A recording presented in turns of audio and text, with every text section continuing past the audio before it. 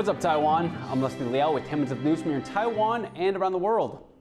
Taiwan says it will allow individual travelers from Hong Kong and Macau into the country from February 20th. The country's agency that oversees relations with China made the announcement on Tuesday. It said the decision was based on the improving pandemic situation. But the agency says the relaxed entry rules will not apply to travelers from China. Taiwan banned all arrivals from China, Hong Kong, and Macau in early 2020 during the height of the COVID-19 pandemic. In November last year, the country began allowing in tour groups from Hong Kong and Macau. The northern city of Hsinchu plans to introduce a program that will subsidize the costs of egg freezing for local women. It's designed to help improve Taiwan's low birth rate.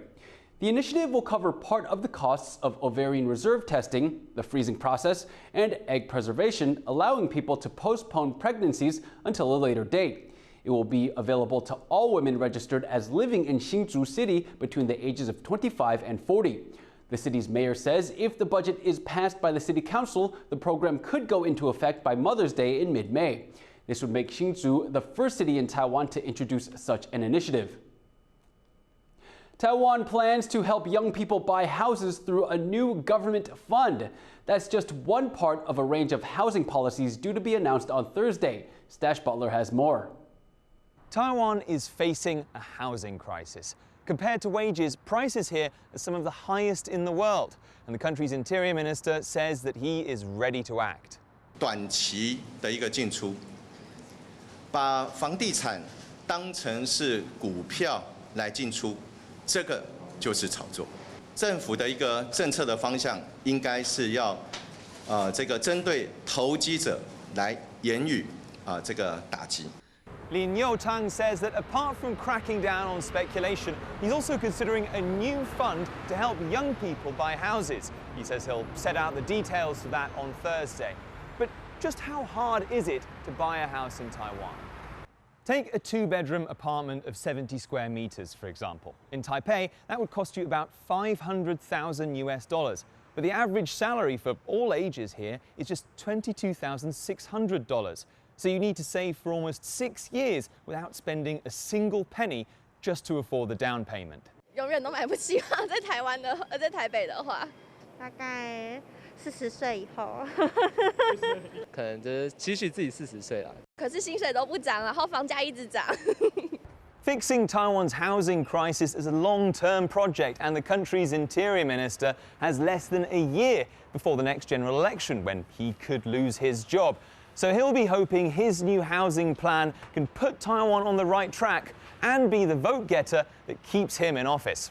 Damon Lin and Stash Butler in Taipei for TaiwanPlus. It's Black History Month in the U.S., a time when the country reflects on the accomplishments of Black Americans and the racism they've faced. Taiwan's Black population is small, but racism in the country is still an issue. Bing Wang has this story on how some Black people in Taiwan are bringing together other minority groups to raise awareness of ongoing issues.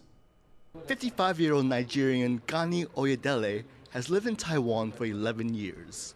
He has a Taiwanese wife and 2 children. When he's not teaching English to students, he writes and directs his own plays. Back of this we're giving this to When Black American George Floyd was killed in May of 2020 during an arrest, it sparked protests across the United States against police brutality.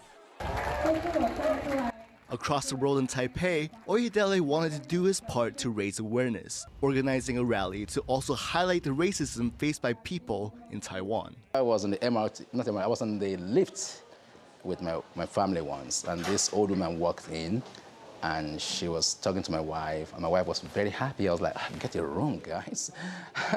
And then when she was about to leave, she said something, and my wife was all blue, sad, and I was like, what's wrong? She said, the woman said, it's a pity the boy is Black. He's going to suffer. That incident led to the birth of the Black Lives Matter movement in Taiwan. They work to spread information meant to combat prejudice against Black people and other minorities. And they're also fighting to bring attention to the issues of Taiwanese indigenous peoples and Southeast Asian migrant workers. Taiwan has a population of nearly 24 million people, 97% are Han, 600,000 people are indigenous, and 700,000 people are migrant workers, mostly from Southeast Asia, but only about 1,000 are of African descent. Bonnie Ling, a Taiwanese human rights activist, says racism in Taiwan comes in many forms and has often been overlooked.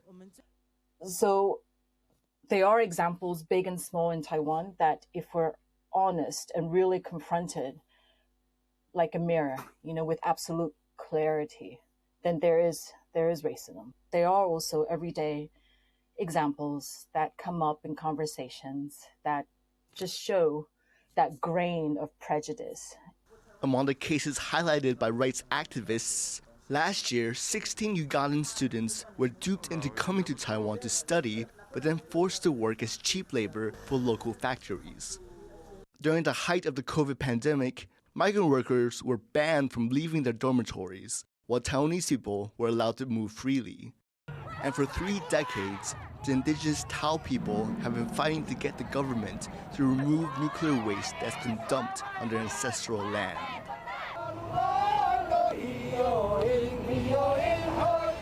Oyedele says these aren't isolated incidents, but realities that minorities in Taiwan face frequently. And the reason he continues to fight against what he sees as the unspoken racism in Taiwan. Hsinchu and Bing Wang for TaiwanPlus. Taiwan's Coast Guard is adding a new 35-ton patrol vessel to its East Coast fleet. Officials plan to include the ship in the Hualien Maritime Patrol, citing its speed and mobility. The boat can also be used for maritime disaster relief to quickly deliver supplies. The Coast Guard says the new ship is equipped with powerful water cannons that can be used to defend against ships illegally entering Taiwan's waters. 对于我们越界的外国籍的船舶，强势驱离水炮是非常有用的。所以在这个2代艇的部分，我们的水炮目前加强它的功率可以达到60公尺，那么以往的15公尺大幅的提升。 Stone turtles have begun appearing on the island of Xiaoliuqiu off Taiwan's southwestern coast, and they've become an unusual attraction for the over 1 million tourists who visit the island each year. Ed Moon has this story for you. Crawling all along the shoreline, these stone turtles are not heading anywhere, and no one knows exactly how they got here. They're located in Taiwan's popular tourist destination, Xiaoliuqiu. Only 6.8 square kilometers, Xiaoliuqiu sees as many as 1 million visitors in a year, and the island's sea turtles are a popular attraction.